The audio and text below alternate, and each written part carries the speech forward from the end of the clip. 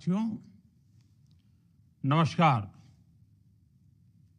हम सभी ने बीते दिनों में देश का सामर्थ्य और उसका संयम दोनों देखा है।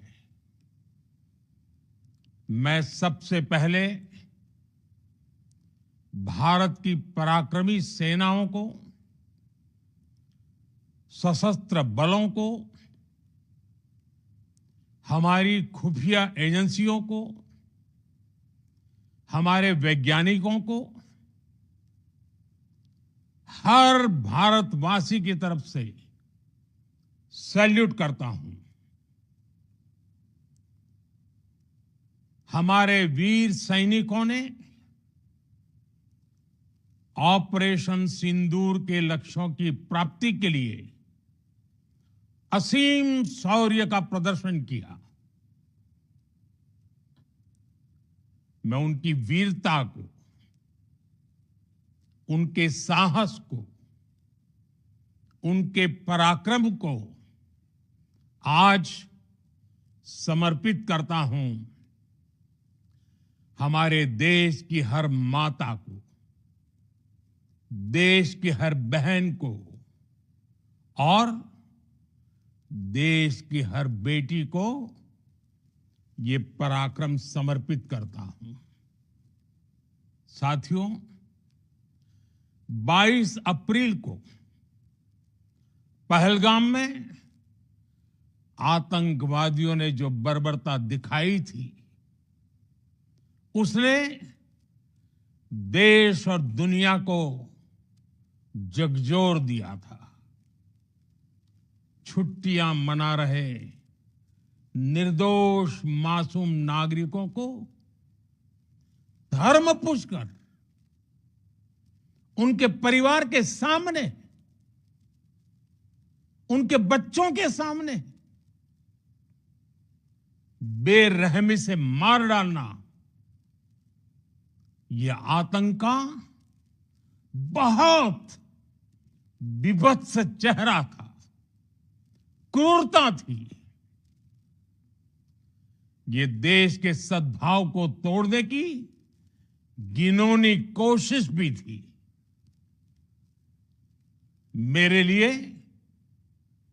व्यक्तिगत रूप से ये पीड़ा बहुत बड़ी थी। इस आतंकी हमले के बाद सारा राष्ट्र, हर नागरिक, हर समाज, हर वर्ग, हर राजनीतिक दल एक स्वर में आतंक के खिलाफ कड़ी कार्रवाई के लिए उठ खड़ा हुआ। हमने आतंकवादियों को मिट्टी में मिलाने के लिए भारत की सेनाओं को पूरी छूट दे दी और आज हर आतंकी, आतंक का हर संगठन जान चुका है कि हमारी बहनों बेटियों के माथे से सिंदूर हटाने का अंजाम क्या होता है। साथियों, ऑपरेशन सिंदूर ये सिर्फ नाम नहीं है, ये देश के कोटि कोटि लोगों की भावनाओं का प्रतिबिंब है। ऑपरेशन सिंदूर न्याय की अखंड प्रतिज्ञा है।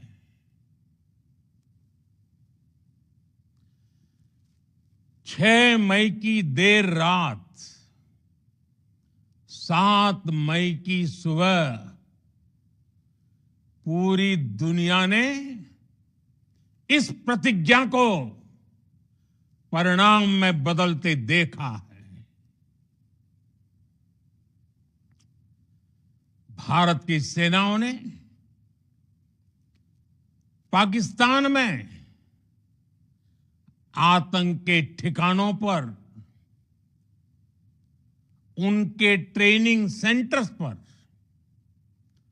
सटीक प्रहार किया। आतंकियों ने सपने में भी नहीं सोचा था कि भारत इतना बड़ा फैसला ले सकता है। लेकिन जब देश एकजुट होता है, नेशन फर्स्ट की भावना से भरा होता है, राष्ट्र सर्वोपरि होता है, तो फौलादी फैसले लिए जाते हैं, परिणाम लाकर दिखाए जाते हैं। जब पाकिस्तान में आतंक के अड्डों पर भारत की मिसाइलों ने हमला बोला, भारत के ड्रोन्स ने हमला बोला, तो आतंकी संगठनों की इमारतें नहीं, बल्कि उनका हौसला भी थर्रा गया। बहावलपुर और मुरिद के जैसे आतंकी ठिकाने एक प्रकार से ग्लोबल टेररिज्म की यूनिवर्सिटीज रही है। दुनिया में कहीं पर भी जो बड़े आतंकी हमले हुए हैं, चाहे 9/11 हो, चाहे लंदन ट्यूब बॉम्बिंग हो, या भारत में दशकों से जो बड़े बड़े आतंकी हमले हुए हैं, उन सब के तार कहीं ना कहीं आतंक के इन्हीं ठिकानों से जुड़ते रहे हैं। आतंकियों ने हमारी बहनों का सिंदूर उजाड़ा था, इसलिए भारत ने आतंक के ये हेडक्वार्टर्स उजाड़ दिए। भारत के इन हमलों में 100 से अधिक खूंखार आतंकवादियों को मौत के घाट उतारा गया है। आतंक के बहुत सारे आका बीते 2.5-3 दशकों से खुलेआम पाकिस्तान में घूम रहे थे, जो भारत के खिलाफ साजिशें करते थे। उन्हें भारत ने एक झटके में खत्म कर दिया। साथियों, भारत की इस कार्रवाई से पाकिस्तान घोर निराशा में गिर गया था, हताशा में गिर गया था, बौखला गया था। और इसी बौखलाहट में उसने एक और दुस्साहस किया। आतंक पर भारत की कार्रवाई का साथ देने के बजाय पाकिस्तान ने भारत पर ही हमला करना शुरू कर दिया। पाकिस्तान ने हमारे स्कूलों, कॉलेजों को, गुरुद्वारों को, मंदिरों को, सामान्य नागरिकों के घरों को निशाना बनाया। पाकिस्तान ने हमारे सैन्य ठिकानों को निशाना बनाया। लेकिन इसमें भी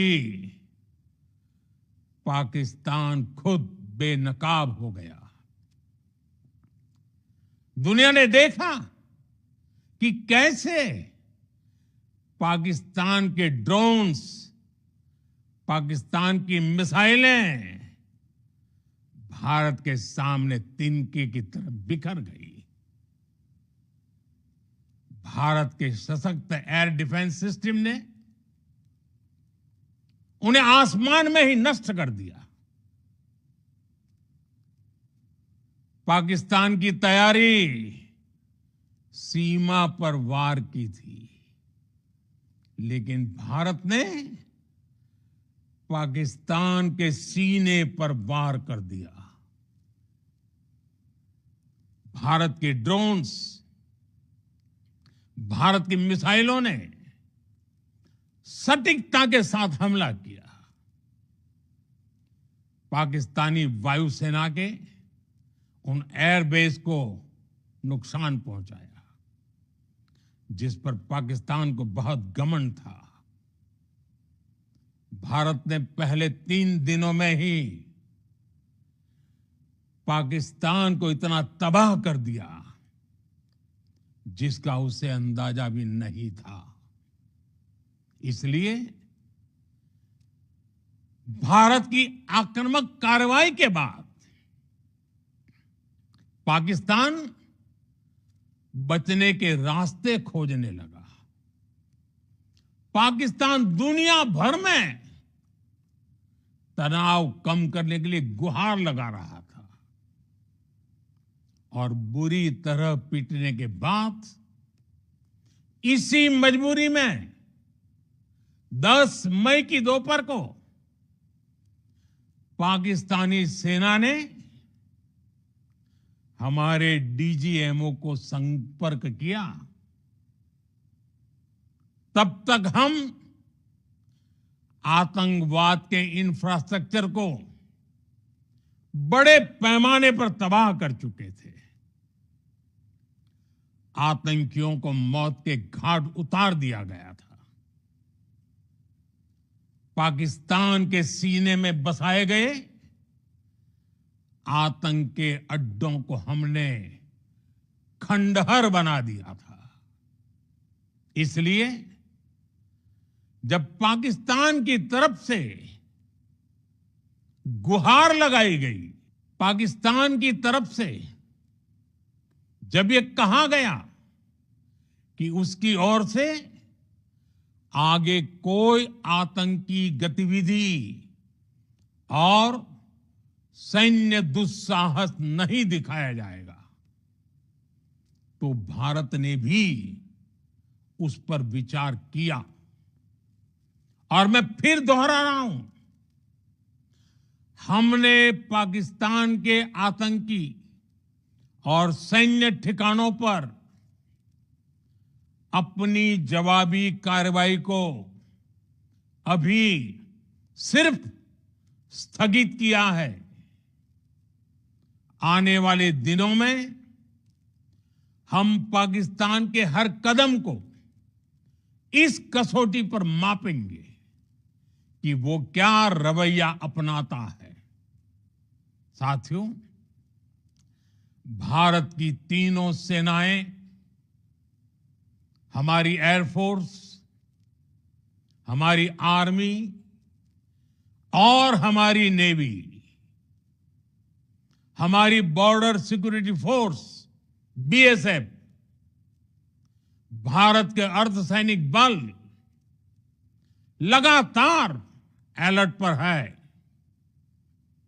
सर्जिकल स्ट्राइक और एयर स्ट्राइक के बाद अब ऑपरेशन सिंदूर आतंक के खिलाफ भारत की नीति है।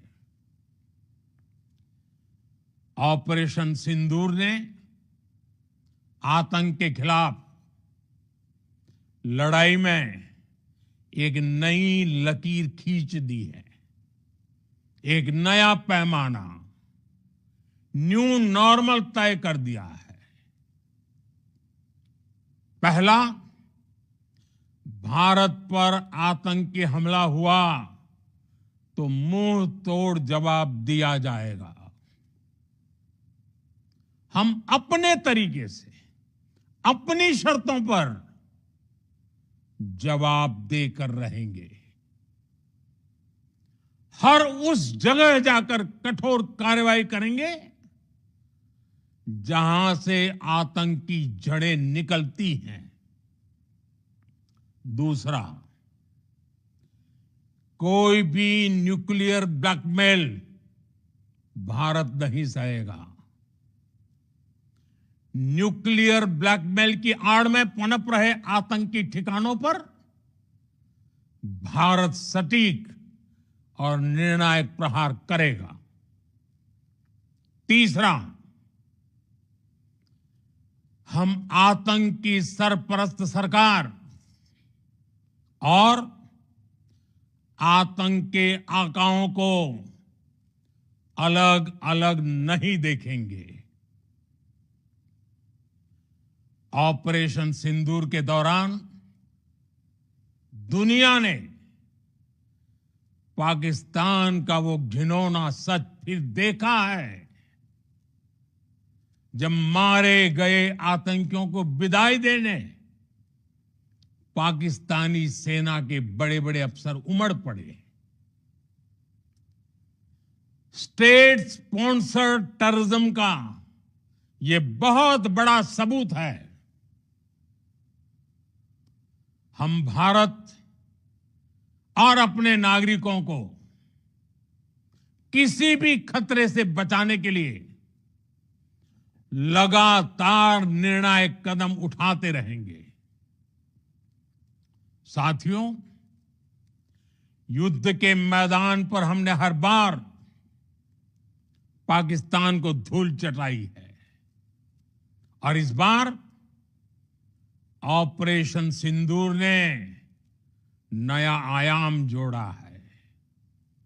हमने रेगिस्तानों और पहाड़ों में अपनी क्षमता का शानदार प्रदर्शन किया और साथ ही न्यू एज वॉरफेयर में भी अपनी श्रेष्ठता सिद्ध की।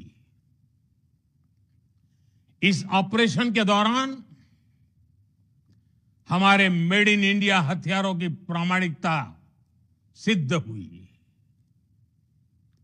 आज दुनिया देख रही है 21वीं सदी के वॉरफेयर में made in India defence equipments, इसका समय आ चुका है।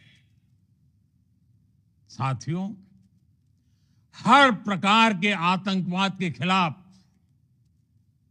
हम सभी का एकजुट रहना, हमारी एकता हमारी सबसे बड़ी शक्ति है। निश्चित तौर पर ये युग युद्ध का नहीं है, लेकिन ये युग आतंकवाद का भी नहीं है। टेररिज्म के खिलाफ जीरो टॉलरेंस, ये एक बेहतर दुनिया की गारंटी है। साथियों, पाकिस्तानी फौज, पाकिस्तान की सरकार जिस तरह आतंकवाद को खाद पानी दे रहे हैं, वो एक दिन पाकिस्तान को ही समाप्त कर देगा। पाकिस्तान को अगर बचना है तो उसे अपने टेरर इंफ्रास्ट्रक्चर का सफाया करना ही होगा।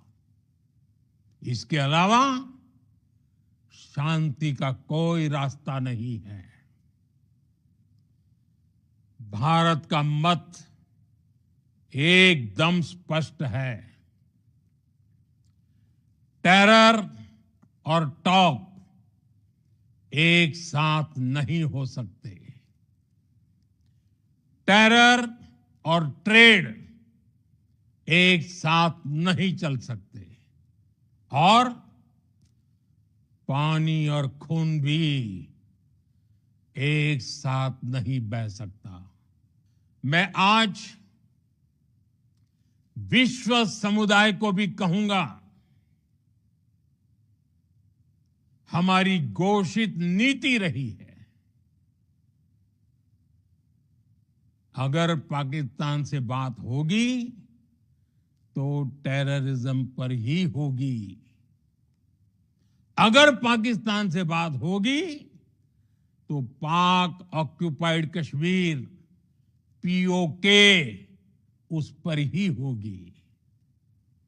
प्रिय देशवासियों, आज बुद्ध पूर्णिमा है। भगवान बुद्ध ने हमें शांति का रास्ता दिखाया है। शांति का मार्ग भी शक्ति से होकर जाता है। मानवता शांति और समृद्धि की तरफ बढ़े, हर भारतीय शांति से जी सके, विकसित भारत के सपने को पूरा कर सके, इसके लिए भारत का शक्तिशाली होना बहुत जरूरी है। और आवश्यकता पड़ने पर इस शक्ति का इस्तेमाल भी जरूरी है।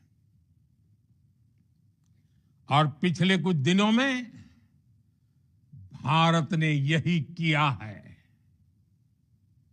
मैं एक बार फिर भारत की सेना और सशस्त्र बलों को सैल्यूट करता हूं। हम भारतवासी के हौसले, हर भारतवासी का एकजुटता का शपथ, संकल्प, मैं उसे नमन करता हूं। बहुत बहुत धन्यवाद। भारत माता की जय। भारत माता की जय।